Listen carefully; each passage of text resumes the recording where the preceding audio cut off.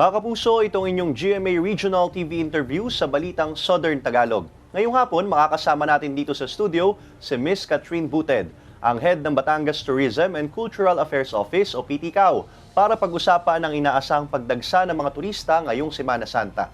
Magandang hapon po, Miss Catherine, and welcome to the program. Magandang hapon, Sir Ace. Magandang hapon po sa ating mga tagapanood. Salamat po for inviting us here. Miss Catherine, saang mga lugar sa probinsya ng Batangas pinakamasiglang turismo tuwing Semana Santa? Batangas is known for its beach destinations. Kaya yan po talaga yung dinadagsa ng mga tao. Every time napupunta sila dito sa Batangas. Pero since it's Holy Week, syempre ang number one pa rin natin also is faith tourism. So inaasahan po natin ang pagdagsa sa ating mga simbahan.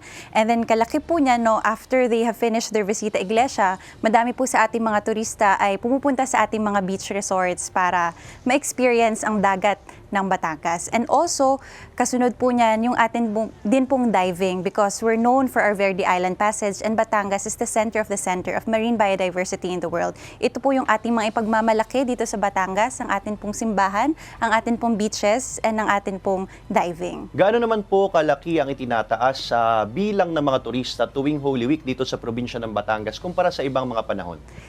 For this year, 2024, we're expecting to have 9.7 million tourists in arrival, Holy Week and the rest of the summer. So that's March po until June.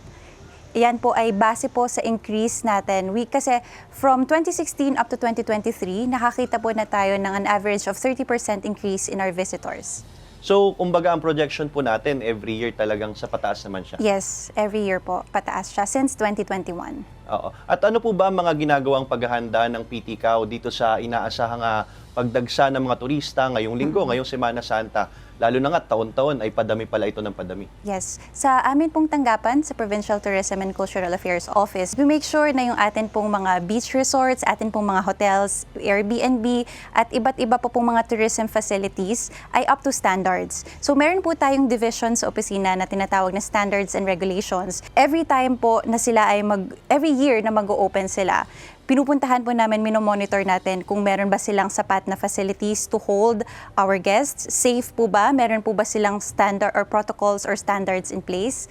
Malinis po ba ang kanilang tubig? Meron po ba silang mga barrier-free facilities para po sa ating mga PWDs? And meron po ba silang waste management or waste system management? So ito po ang ginagawa natin, isang hakbang para ma-make sure na ma-accommodate po natin ng ayos ang ating mga inaasahang turista na dadagsa ngayong Semana Santa at ngayong summer vacation.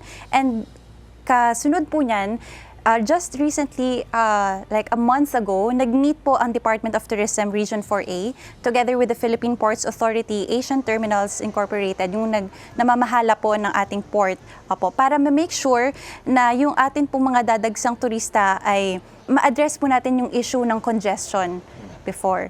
Miss Catherine, pwede ba nating identify yung mga bayan o tourist spots dito sa Batangas na talagang makakaranas itong congestion o talagang laging dinarayo tuwing Semana Santa? Our churches po, syempre. Our National Shrine of Padre Pio is receiving at least 4 million tourists a year. And kung tataas pa po ito ng 30%, we're going to see an increase talaga po in visitors.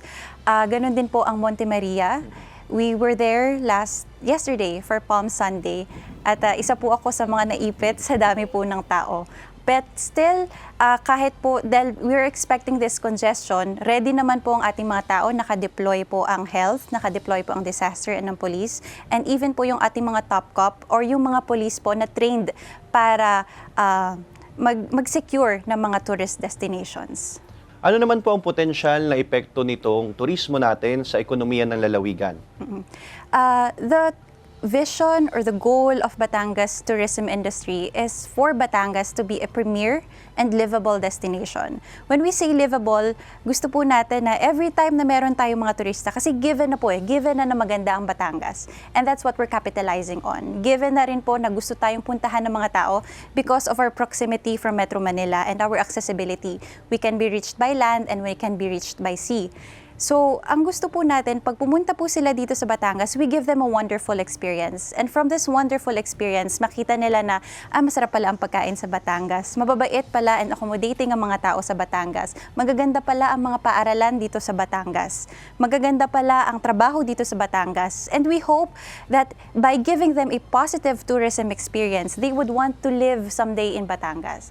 So, gugustuhin nila na mag-invest dito ng property, gugustuhin po nila na dito mag-aral, gugustuhin po nila na dito magtrabaho, and they can see a positive future for themselves here in Batangas. Panghuli na po, Miss Catherine, ang inyo pong mensahe sa mga turistang nagbabalak bumisita at magbakasyon dito sa ating probinsya ng Batangas ngayong Holy Week. Sa lahat po ng mga nagbabalak na bumisita dito sa Batangas, handang-handa na po ang lalawigan ng Batangas para sa inyo, and we're inviting everyone to experience, explore, and enjoy Batangas. Maraming salamat, Miss Catherine Buted, ang head ng Batangas Provincial Tourism and Cultural Affairs Office.